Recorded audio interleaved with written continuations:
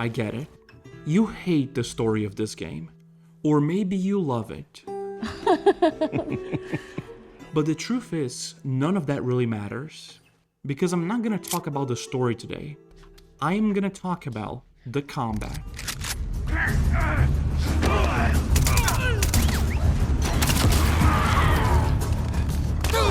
It is undeniable that Naughty Dog absolutely cooked with The Last of Us Part 2 combat system.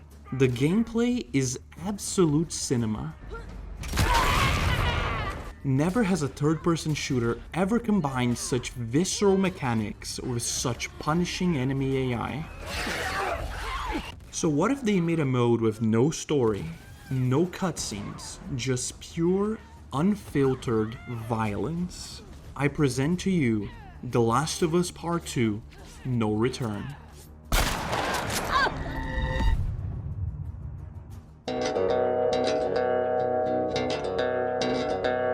No Return is a roguelike survival mode built entirely around combat, where you can play as almost any character in the franchise, including Tommy, Jesse, Marlene, Dina, and even Bill from The Last of Us Part 1. Each run is made up of 5 random encounters set across various iconic locations from The Last of Us campaign. And for each encounter, the game picks from 4 different modes, including Assault, Capture, Holdout, and Hunted. Assault has you fighting off 3 waves of enemies with short breaks to heal in between rounds. Capture has you breaking into a guarded safe before the time limit expires, either through stealth or all-out aggression. Hunted drops you into a constant swarm of reinforcements where you survive until a timer runs out. And Holdout pairs you with an AI ally which you need to defend at all costs. And by the way, if at any point you die, the run is over and you have to start from scratch. Between encounters, you will earn currency, which is spent at the trading post, where you can buy weapons, upgrades, crafting materials, and consumables to prepare for the next fight. But be warned, the items in the trading post rotate, so you need to make smart choices about what to buy now versus what to buy later, because that silenced SMG might not be there next time. And as you progress, you'll encounter extra mechanics that keep every run fresh. And if you survive all 5 encounters with whatever chaos the game throws at you, you'll face one of 6 possible boss fights, including human enforcers, the bloater, the Rat King, and whatever the fuck this guy is.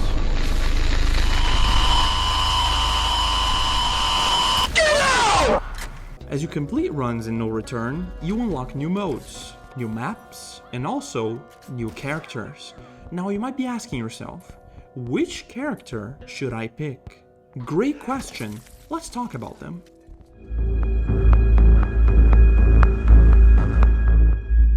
In this mode, there are a total of 12 different playable characters from both The Last of Us Part 1 and Part 2. Each of them with their own skill trees, weapons, and playstyles.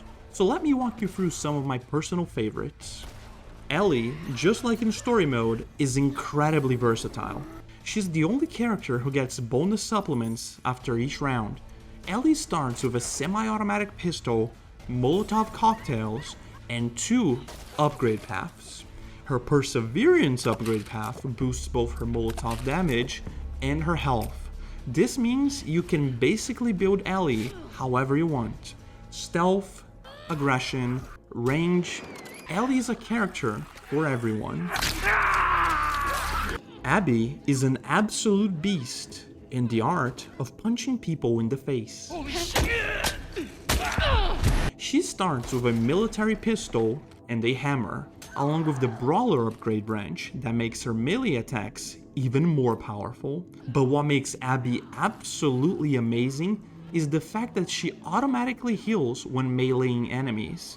This is by far one of the most broken mechanics in the game, so if you enjoy close quarters combat, Abby is your pick. To the surprise of a lot of pro players, Tommy is my personal favorite character in No Return. He starts with a fully upgraded sniper rifle that can one-shot armored enemies, a semi-automatic pistol, and years of combat experience. Tommy has access to the Marksman upgrade branch, granting increased accuracy and aiming stability. If you use his sniper rifle well, you will easily dominate open maps and captures. But you see, there is a catch. Tommy is one of 3 characters that cannot dodge. You can get around this by sidestepping attacks or by using bricks and bottles for quick stuns. Would you look at that? Joel is alive and very dangerous. He comes equipped with an upgraded melee weapon and shivs for close combat. But Joel's true power comes from his revolver, which is by far the most powerful weapon in the entire game. This absolute hand cannon magically holds 12 shots per cylinder, and it can kill a Shambler in only 2 bullets. And yes, just like Tommy, Joel can't dodge, but because of his shivs and melee weapons, if anyone even tries to touch him, well... The leader of the Fireflies, Marlene, is armed with a semi-automatic pistol and a very powerful M4A1 assault rifle. She gets access to the all-or-nothing upgrade branch, meaning she can respin the items in the trading post an infinite amount of times. But more importantly, she gets triple rewards from completing the Gambit challenges.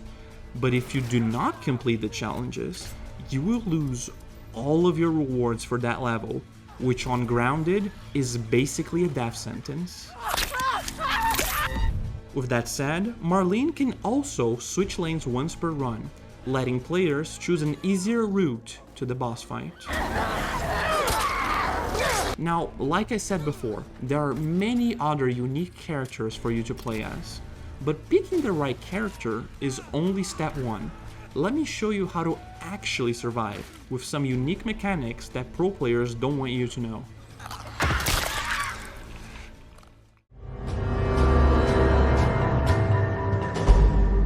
If you're playing with Abby-style characters like Joel, Tommy, or even Abby herself, you can actually one-hit kill clickers with only a brick, even on Grounded.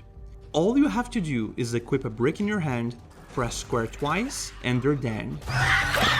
But let's say you're playing with an Ellie-styled character, like Dina, Marlene, or even Ellie herself.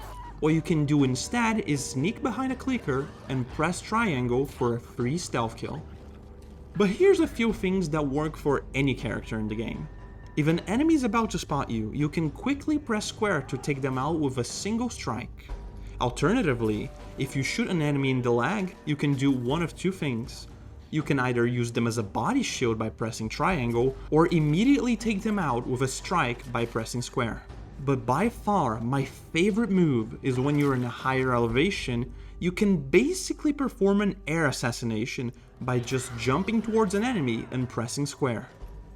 This move is surprisingly consistent and even works on stalkers and also clickers. However, I left the best pro tip for last. You see, I've been lying to you.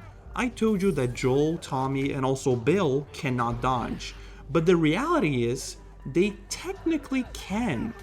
When an enemy is about to attack you with a melee weapon, instead of pressing L1, which is the dodge button, what you have to do instead is sidestep by holding L1 and moving sideways. You can then follow this up with a counterattack of your own, or you can just shoot them. And honestly, there are tons of other mechanics I'm not telling you about. But you know what? Words don't do this mode justice. Why don't I just show it to you?